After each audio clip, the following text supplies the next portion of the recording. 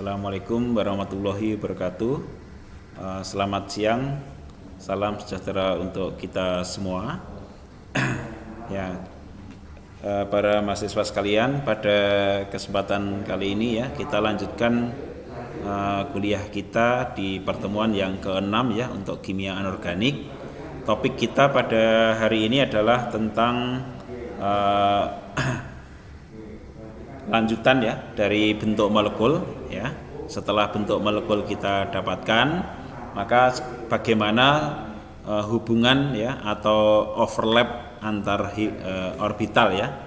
Bagaimana misalnya ikatan-ikatan antar atom di dalam suatu senyawa itu berhubungan antar orbitalnya di dalam berikatan ya. Nah, itu bagaimana caranya begitu ya. Nah, namanya adalah orbital hybridization. Ini yang akan kita bicarakan, yang kita ambil dari chapter 11.1 ya di dalam buku Silberberg ini ya. Kemudian selain orbital hybridization, nanti kita juga akan melihat bagaimana terjadinya ikatan kovalen itu ya, tentang tipe ikatannya ya.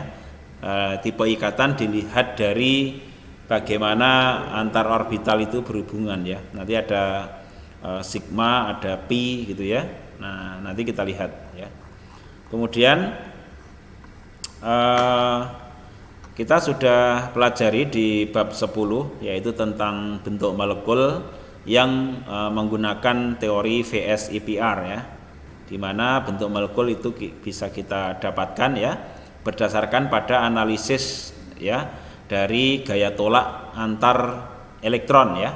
Apakah itu antara lone elektron dengan lone elektron pair, atau antara lone elektron pair dengan bonding pair ya, atau antar bonding pair dengan bonding pair. Jadi perbandingan dari ketiga gaya tolak itu nanti yang menentukan sudut ya di dalam bentuk molekul ya.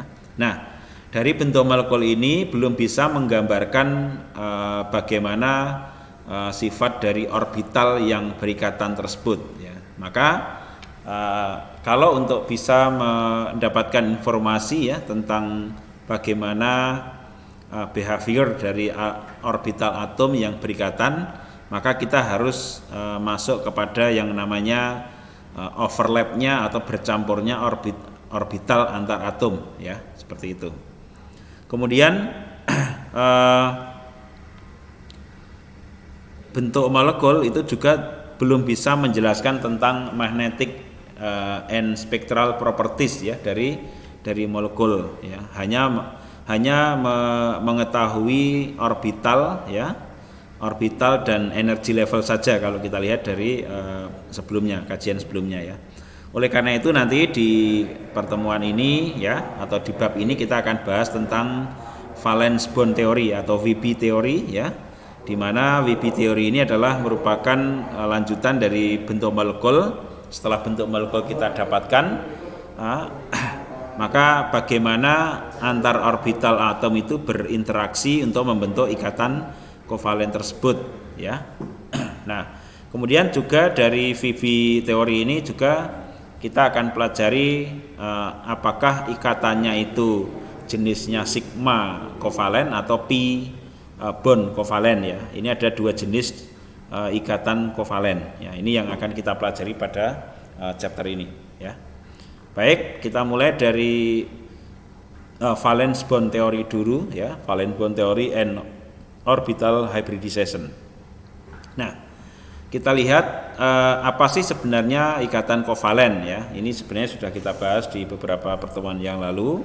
Nah, ikatan kovalen itu kan terbentuk karena elektron yang dipakai bersama-sama ya, terdapat elektron yang dipakai bersama-sama. Nah, yang dimaksud dengan elektron yang dipakai bersama-sama, elektron itu bukan berarti diam di dalam di antara kedua atom tersebut ya, tetapi dia bergerak mengelilingi baik nukleus yang atom satunya maupun atom yang satu lagi. Jadi itu bergantian seperti itu. Itulah yang dimaksud dengan shared elektron ya. Oke, kemudian bagaimanakah kekuatan dari ikatan kovalen ya. Nah, maka di sini kita harus bisa menjelaskan ya, misalnya bentuk molekul ya, bentuk molekul berdasarkan pada interaksi antar elektron, pasangan elektron ya. Kemudian bagaimana hubungan antar orbitalnya. Nah, ini yang akan dibahas di dalam valence bond theory ya. Jadi prinsip dasar dari valence bond theory itu adalah bahwa di dalam ikatan kovalen ya, orbital-orbital antara dua atom itu akan overlap satu dengan yang lain ya. Misalnya antara H dengan H ya, hidrogen dengan hidrogen itu kan orbital 1s dan satu lagi orbital 1s juga. Nah, bagaimana elektron itu berinteraksi itu kan digambarkan dengan overlapnya dua orbital 1s tersebut ya. Dan bagaimana dengan elektron yang menempati di daerah yang overlap tadi. Jadi elektron itu digambarkan menempati di daerah overlap ya, untuk menggambarkan bahwa elektron itu kadang-kadang di atom sebelah kiri, kadang-kadang di atom sebelah kanan ya, ketika dia mengelilingi nukleusnya gitu ya. Nah, itulah prinsip dari Fibby teori. Nah, elektron-elektron yang berada di dalam orbital yang overlap itu maksimum ya, di dalam orbital hasil pencampurannya itu maksimum hanya mengandung 2 elektron saja, dan 2 elektron itu harus mempunyai spin yang berlawanan ya, seperti ini ya. Jadi 1s dari H yang kiri dengan 1s H yang kanan pada gas atom, pada molekul hidrogen ya, maka nanti di sini ada bagian orbital yang overlap. Nah, ini adalah ada 2 elektron yang ada di situ, dan 2 elektron yang berada di orbital yang bercampur ini maksimum hanya ditempati oleh 2, dan itu spinnya harus berlawanan ya. Nah, kemudian kalau molekul atau senyawa hidrogen fluoride misalnya ya, HF, kita lihat di sini ada interaksi antara orbital 1s dari H dan orbital 2p dari F. Nah, jadi 2p berinteraksi dengan 1s dari H. Nah, di bagian yang bercampur tersebut atau yang bagian yang overlap tersebut, maka di sini terdapat 2 elektron yang mempunyai tanda atau spin yang berlawanan ya, seperti itu. Kemudian juga kalau kita lihat di fluorine ya, F2. Jadi atom F itu mempunyai orbital terluar adalah 2p ya. Maka ketika terjadi molekul diatomik F2, berarti di situ ada orbital 2p yang berasal dari F yang kiri berinteraksi dengan orbital 2p yang berasal dari F yang sebelah yang kanan, atom yang kanan. Maka hasil interaksinya itu seperti ini. Nah, di sini maksimum ada 2 elektron yang mempunyai spin yang berlawanan ya, itu namanya orbital yang overlap ya, membentuk ikatan kovalen gitu. Maka selama pencampuran orbital ini enggak ada ya, enggak akan pernah terjadi ikatan kovalen gitu kan. Nah, kemudian untuk maximum overlap of bonding orbital. Jadi di dalam Fibby teori itu prinsip yang kedua adalah overlap antar orbital tadi berusaha overlapnya itu maksimum ya, maksimum overlap antar orbital ya. Kekuatan ikatan ya itu tergantung kepada gaya tarik antara nukleus dan shared elektron ya. Maka di sini semakin besar orbital itu overlap ya, maka semakin dekat dengan nukleus ya terhadap elektronnya, dan kekuatan ikatannya menjadi lebih kuat gitu ya. Nah, di sini contohnya adalah S itu kan orbitalnya bentuknya spherical ya atau bulat ya, sementara P dan D itu orbitalnya adalah tidak bulat ya. Nah, P atau D, orbital P atau D yang terlibat di dalam ikatan itu ya, itu berusaha untuk memaksimalkan overlapnya ya, memaksimalkan overlapnya. Misalnya sebagai contoh di dalam senyawa HF ya, 1s orbital dari H akan overlap dengan orbital 2p ya. Nah, jadi 1s orbital dari H akan overlap dengan half filled 2p orbital ya. Nah, ini nanti kita lihat. Kemudian yang ketiga adalah prinsip dari valence bond theory adalah hybridization of atomic orbital. Jadi atom-atom itu yang tadi berinteraksi ya, yang tadinya berinteraksi maka akan mengalami yang dinamakan dengan hybridization. Hybridization sendiri artinya adalah pencampuran orbital tadi ya, antara dua atom yang berikatan. Apakah antara atom C dengan H atau antara atom O dengan H, ya itu namanya orbital yang berinteraksi dan bercampur, dan ada daerah yang merupakan hasil dari pencampuran itu, maka itu dinamakan prosesnya hibridisasi atau hybridization ya. Nah, area di orbital yang merupakan hasil pencampuran tadi akan membentuk orbital atom yang baru, hasil dari hibridisasi ya, namanya hybrid orbital ya, seperti itu.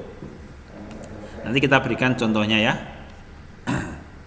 Nah, kemudian fitur dari hybrid orbital itu apa saja gitu ya. Beberapa poin yang bisa kita lihat dari hybrid orbital ya, bahwa jumlah hybrid orbital itu ya sama dengan jumlah orbital atom yang bercampur ya. Kemudian tipe dari orbital yang mengalami hibridisasi itu bervariasi gitu kan. Nah, tergantung kepada jenis orbital atom yang berinteraksi ya.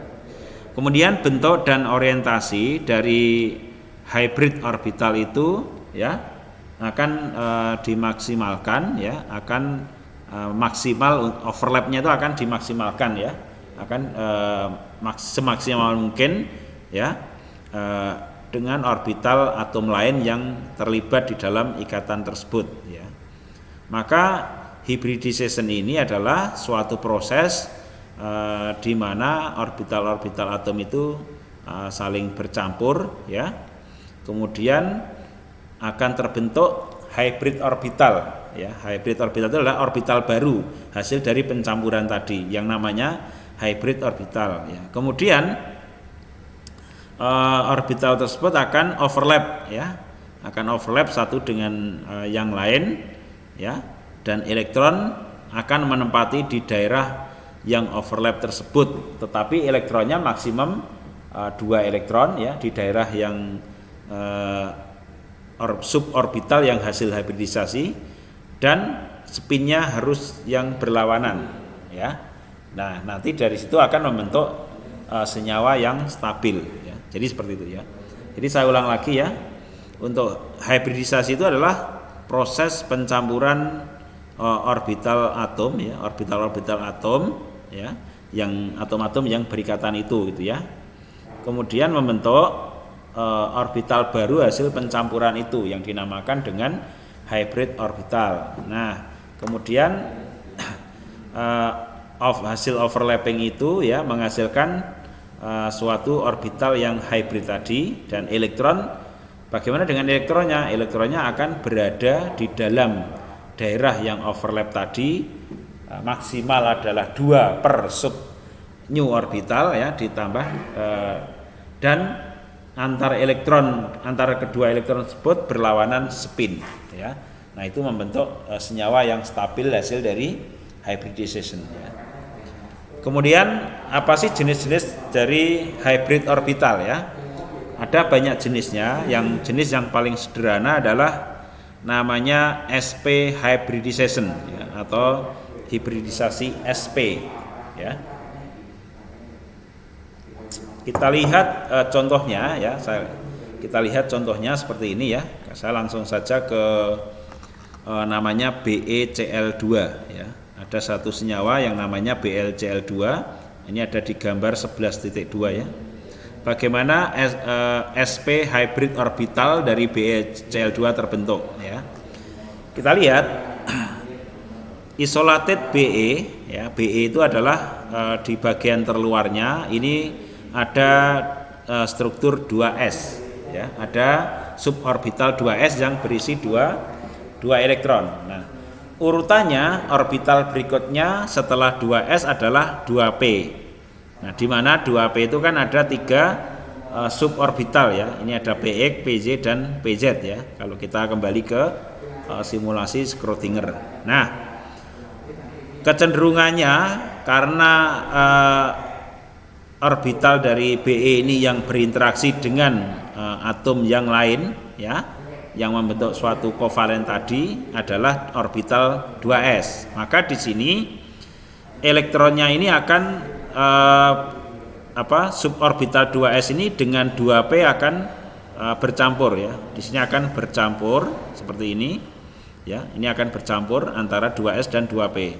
Dan bercampur ini menghasilkan 2 orbital baru, ya. Namanya hybridized 2p orbital, ya, di sini. Nah, karena tadi bercampurnya adalah antara suborbital s dan suborbital 2p, maka kita mengatakan bahwa suborbital ini akan berubah menjadi orbital hasil pencampuran yang dinamakan sp.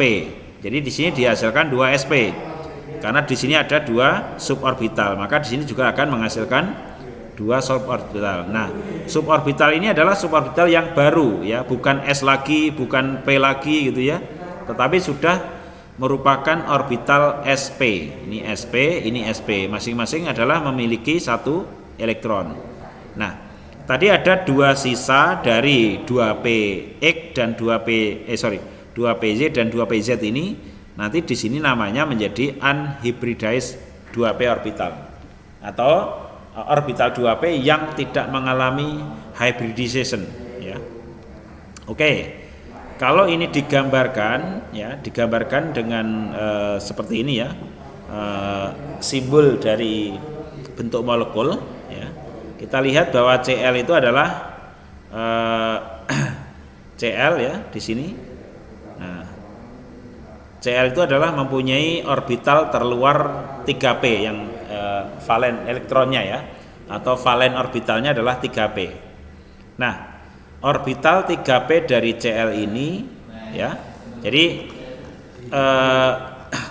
3p dari Cl ini akan berinteraksi dengan yang hybrid tadi.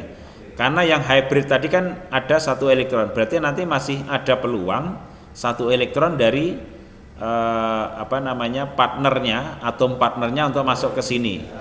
Nah, yang berasal dari orbital atom partnernya. Itu 1 elektron bisa masuk sini, 1 lagi bisa masuk sini, ya. Jadi di sini adalah tadi kan baru 1 elektron, ya, sp yang kiri dan sp yang kanan, ya, karena tadi kan ada 2 suborbital sp, sehingga di sini nanti elektron yang terbawa oleh Cl dari suborbital 3p akan bisa berinteraksi dengan suborbital hasil hybridisasi yang namanya sp tadi, ya, ini hasil sp, sehingga di sini ada 2 elektron dengan spin yang berlawanan, ya, berada di antara Cl dan Be yang merupakan hasil interaksi tadi, ya. Sama dengan yang satunya lagi juga sama, Be Cl yang sebelah kanan, ya.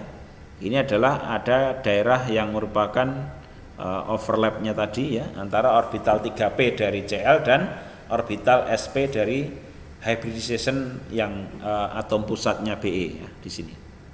Nah, ini adalah konsep daripada hybridization, ya. Nah, jenisnya adalah jenis yang sp, ya. Nah, jenis yang kedua itu adalah sp2 hybridization, ya.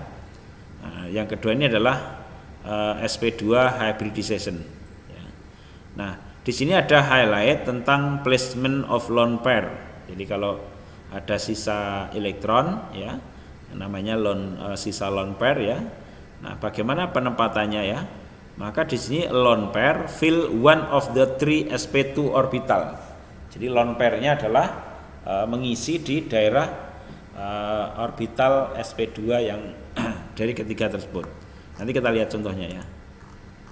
Nah, kita lihat ini untuk atom Bf3 ya namanya, Bf3. Jadi atom pusatnya adalah B ya. Sudutnya sudah kita ketahui ya. Tetapi dari sisi pencampuran orbitalnya bagaimana kita lihat ya. Maka dari atom B ya, atom B itu adalah valen orbitalnya adalah 2s dan 2p ya. Jadi elektron terluar dari B itu adalah 2s 2p 1 ya. Nah, bagaimana proses hibridisasinya? Nah, ternyata di sini adalah 2p yang tengah itu akan diambil untuk mengalami pencampuran ya. 2p yang tengah itu akan mengalami pencampuran ya. Itu untuk menghasilkan nanti hibridisasi namanya sp2, karena kalau ini dicampurkan berarti kan ada satu suborbital 2s dan ada dua suborbital 2p, maka dikatakan sp2, s-nya 1, p-nya 2. Nah, tadi elektronnya kan masing-masing ada satu gitu ya di sini, maka nanti akan ke sini sehingga tiga suborbital yang tiga hybridized orbital tadi yang terbentuk sp2, sp2, sp2 itu akan berisi masing-masing satu elektron ya. Nah, nanti tiga-tiganya akan mempunyai peluang berikatan dengan atom yang lain ya. Nah, di sini sisanya adalah satu unhybridized 2p orbital ya. Maka kalau kita lihat di gambar B ini adalah gambaran interaksi yang bentuk nyata ya dari masing-masing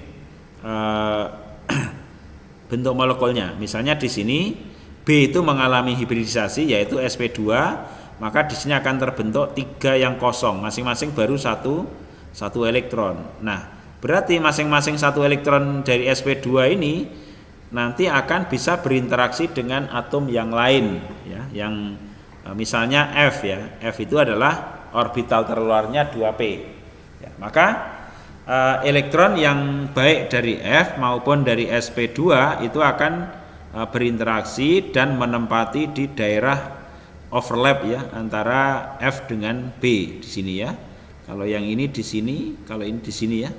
Jadi dari situlah dikatakan bahwa Bf3 itu memiliki jenis hibridisasi yang sp2 ya gitu. Nah, kemudian jenis yang lain lagi ya. Jenis yang lain lagi adalah namanya sp3 hybridization ya. Namanya sp3 hybridization. Kita lihat contohnya untuk yang sp3 hybridization ini adalah di metan ya, di senyawa metan. Senyawa metan itu adalah yang terluarnya itu adalah 2s2 2p2 ya. 2s2 2p2 ini adalah atom C ya. Itu atom C yang mengalami hibridisasi ya. Nah, karena di sini ada ada satu yang tidak ada elektronnya, sedangkan di sini elektronnya ada yang double di satu, yang 2s itu ada 2 elektron, maka di sini akan membentuk hibridisasi ya, ini akan bercampur. Hasil dari pencampuran ini akan menghasilkan 1 atau 4 orbital yang terbaru yang dinamakan hybridized atom C ya, di sini ya. Masing-masing adalah sub ini ya. Masing-masing sub ini adalah sp3, ini sp3, ini sp3, ini sp3 ya. Nah, jadi gitu. Sehingga kalau ini digambarkan dan dia berinteraksi, atom C itu akan berusaha untuk mengikat 4 atom lainnya. H masuk sini, H masuk sini, H masuk sini, H masuk sini ya di dalam struktur CH4 ya. Kita lihat bahwa interaksi antara suborbitalnya sp3 dari C akan berinteraksi dengan 1s dari H ya di sini ya. Ini juga sama, semuanya ini sama. Sehingga karena ini bersifat sama di semua arah, maka hibridisasi dari atom CH ini adalah bersifat netral ya di sini ya. Nah, oke, ini ikatannya pun adalah bentuk molekulnya adalah tetrahedral ya. Bentuknya tetrahedral. Jadi yang berinteraksi adalah antara orbital yang baru ya, orbital yang terbaru yang merupakan hibridisasi dari atom C berinteraksi dengan 1s dari H gitu ya. Nah, di sini nggak ada sisa ini. Karena apa? Ini nggak ada sisa ya, karena masing-masing dipakai semuanya ya, menjadi 4 sp3. Kemudian kita lihat untuk yang sp3-nya amoniak dan air ya. Kita lihat perbandingan antara sp3-nya amoniak dan air ya. Ini yang amoniak dulu. N ya, itu mengalami hibridisasi di orbital yang terluarnya, yaitu 2s2 2p1 ya. Ya, ini N ya, seperti yang C ya di sini ya. Nah, N itu seperti ini ya, ada 2s2 2p3 ya. 2s2 2p3. Bagaimana hibridisasinya ya? Hibridisasinya adalah ini bercampur saja. Ini bercampur begini ya.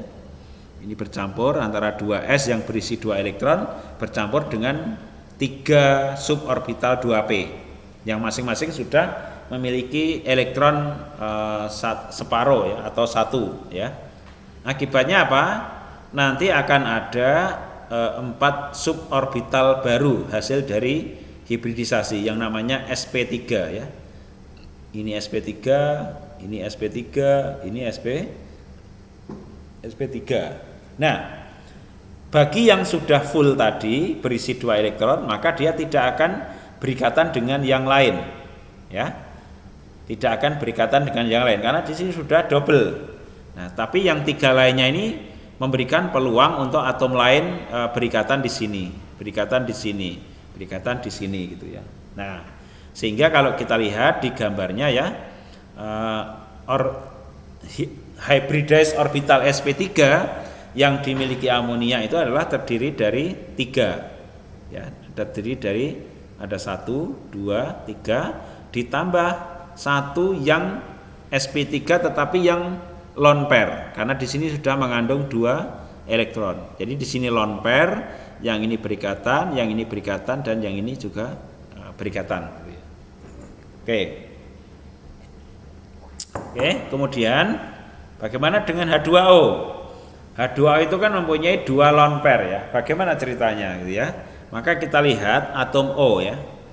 Atom O itu memiliki 2s itu full, 2p full, sedangkan ada 2p yang kosong. Hanya berisi 1 elektron. Ya.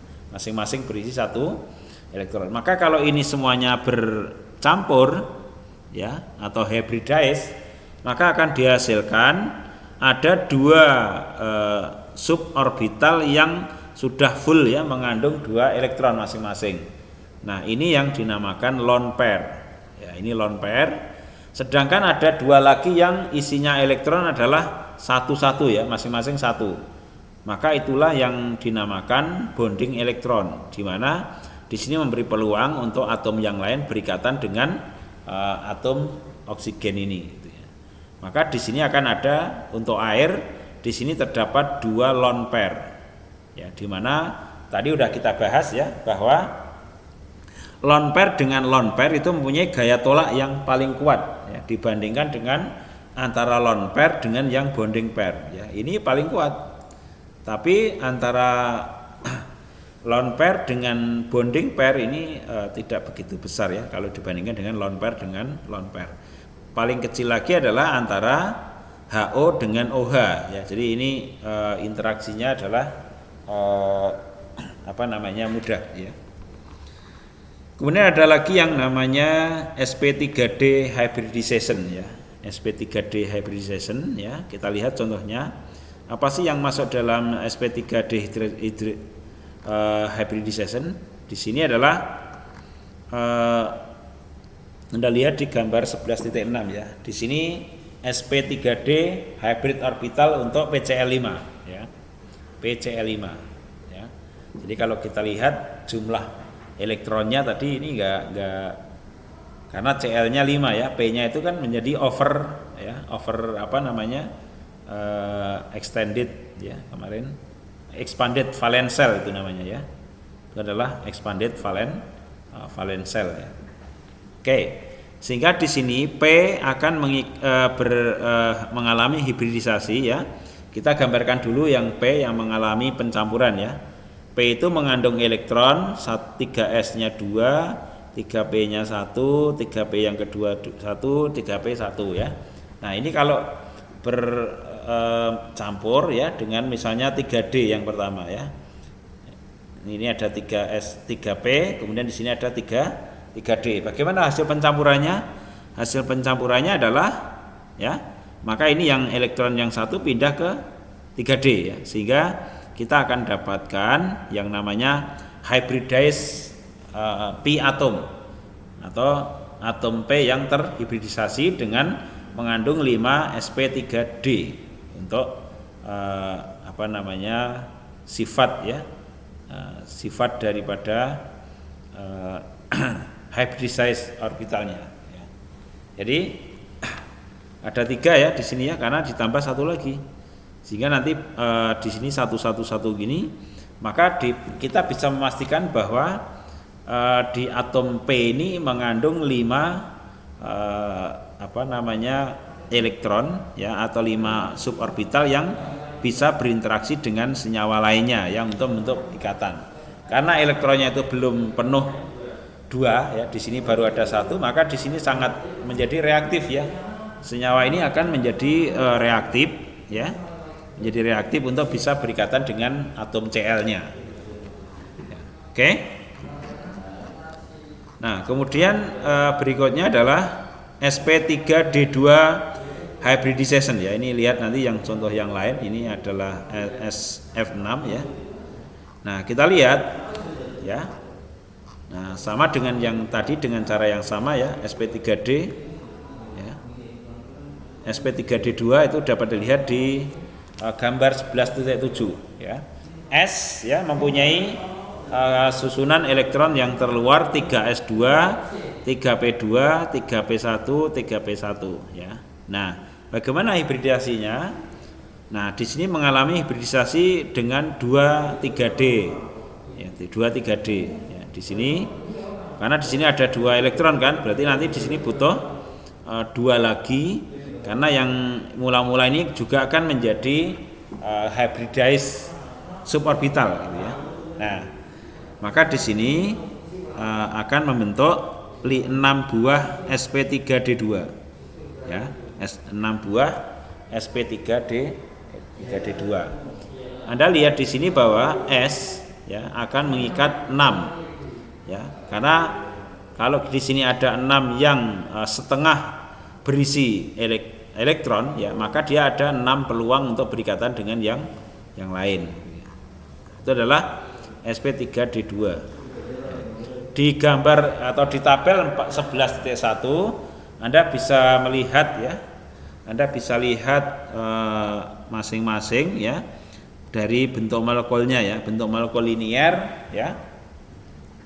Maka untuk hybrid orbitalnya yang terbentuk adalah 2p ya. Nah, 2p. Sedangkan kalau trigonal planar ya, di sini hybrid orbitalnya yang terbentuk adalah 3sp2 ya, 3sp2. Sedangkan kalau tetrahedral ya, di sini udah pencampuran ya. Ada yang ini 5 sp3d, ada yang 4 sp3 ya, dan seterusnya ya. Ada 6 sp3d2 ya, misalnya gitu. Sehingga di sini komposisi dan orientasi dari hybrid orbital itu akan bisa dilacak. Nah, saya ulas kembali berarti bagaimana dengan penentuan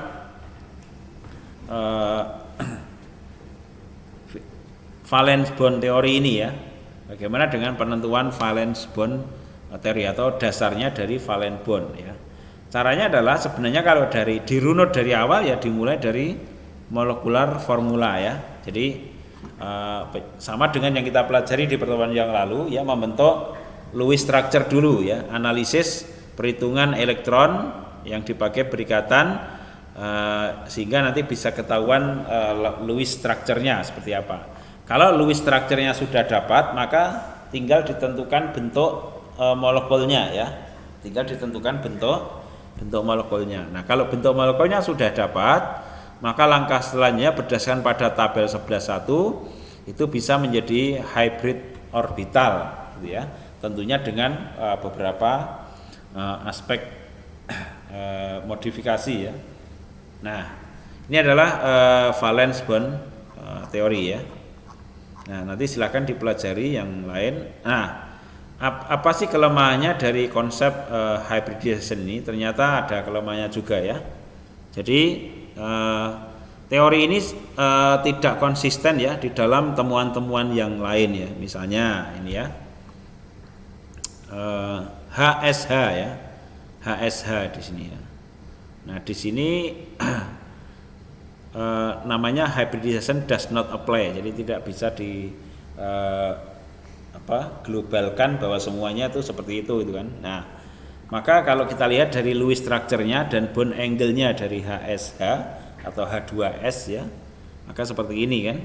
Nah, oke.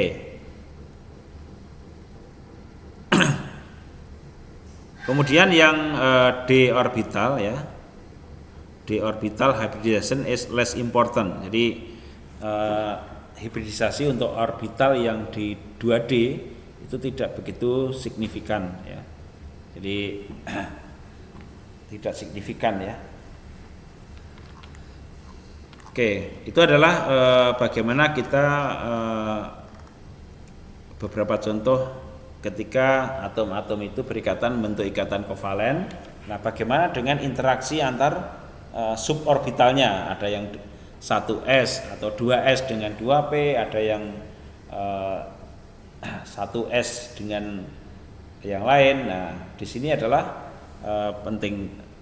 pentingnya ya di dalam memahami yang dimaksud dengan hybridization ya.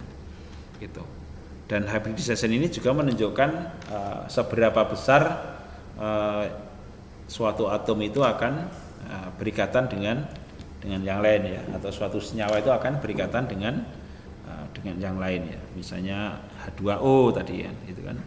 Nah, berikutnya adalah kalau kita lihat bagaimana dengan model overlapnya antar orbital tadi. Ya, kalau tadi kan barusan kita bahas bahwa ketika dua atom itu berinteraksi ya untuk membentuk ikatan kovalen, nah ternyata dari masing-masing atomnya itu ya, terutama untuk yang atom pusat akan mengalami yang namanya hybridization. Nah, proses hybridisasi dari atom pusat tadi akan menimbulkan atau menghasilkan suborbital yang hanya memiliki satu elektron, sehingga itu menjadi reaktif atau mudah berikatan dengan atom-atom yang lainnya. Nah, bagaimana sekarang kalau sudah kita temukan jenisnya seperti itu ya. Nah, jenis ikatannya sudah kita temukan, hybrid orbitalnya juga sudah kita tahu ya. Bagaimana dengan model overlapnya orbital ya? Nah, bagaimana itu bisa terjadi overlap gitu ya? Nah, bagaimana terjadi overlap, kemudian bagaimana pengaruhnya terhadap ikatan kovalen gitu ya. Nah, contohnya aja adalah seperti ini ya. Kita lihat di layar ya. Nah, di sini ada eten ya, eten. Kemudian ada etilen dan ada asetilen ya. Ada 3 jenis gas yang mempunyai kandungan karbon 2. Ya. Nah, masing-masing ini bagaimana dia berinteraksinya antara variabel antara orbital dengan orbital itu bagaimana gitu kan. Nah, nanti kita bisa lihat kan di sini. Nah, ada satu jenis ikatan kovalen yang tipenya bercampurnya tadi suborbital tadi adalah menggunakan end-to-end overlap ya. End-to-end overlap.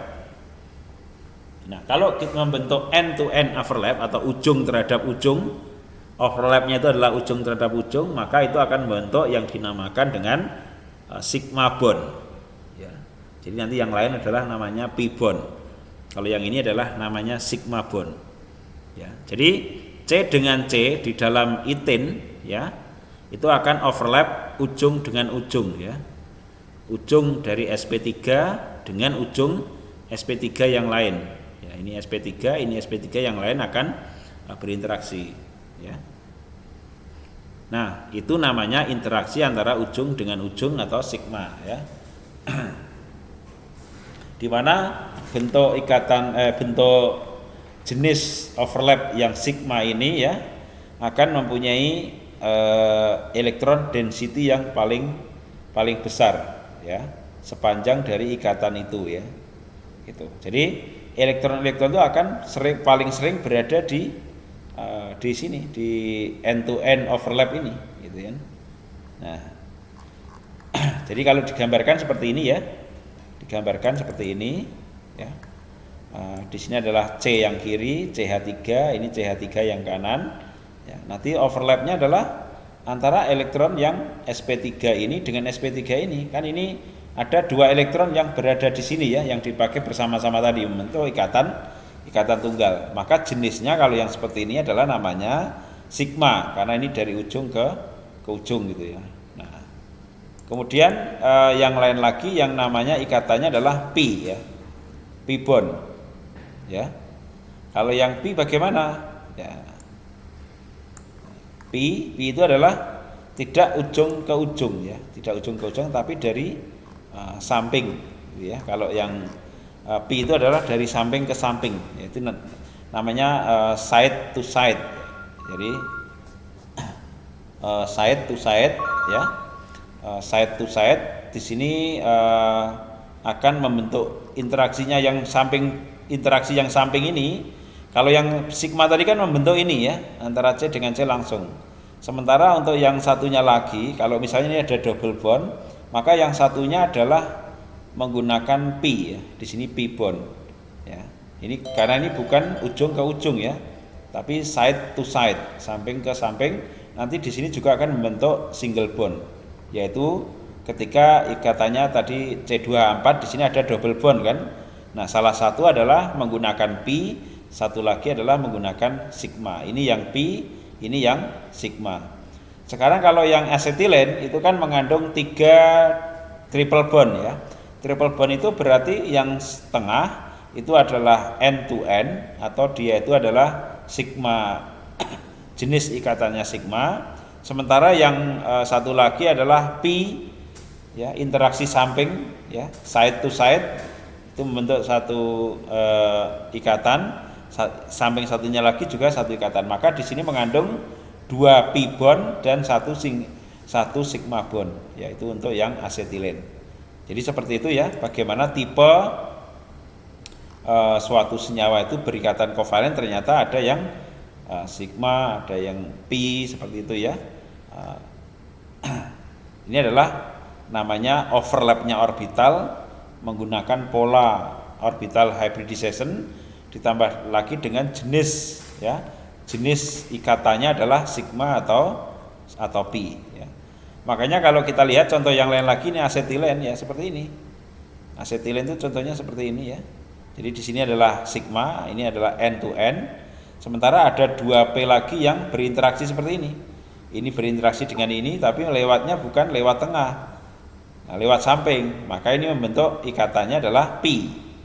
Jadi ada satu yang sigma, ada 2 yang pi, ya, seperti ini. Sehingga nanti dihasilkan ada triple bond dari asetilen, ya, gitu. Nah, itu adalah jenis-jenis ikatan kovalen ya. Oke. Kemudian Ya, sigma bond itu mempunyai keunikan ya. Nah, sigma bond itu mempunyai keunikan bisa berotasi secara bebas ya. Ini bisa berotasi secara bebas ya. Ya, karena di sini tidak dipengaruhi oleh samping-sampingnya tadi kan, karena dia berada di tengah, maka dia bisa berotasi secara bebas. Sementara kalau yang p bond itu restrict rotation.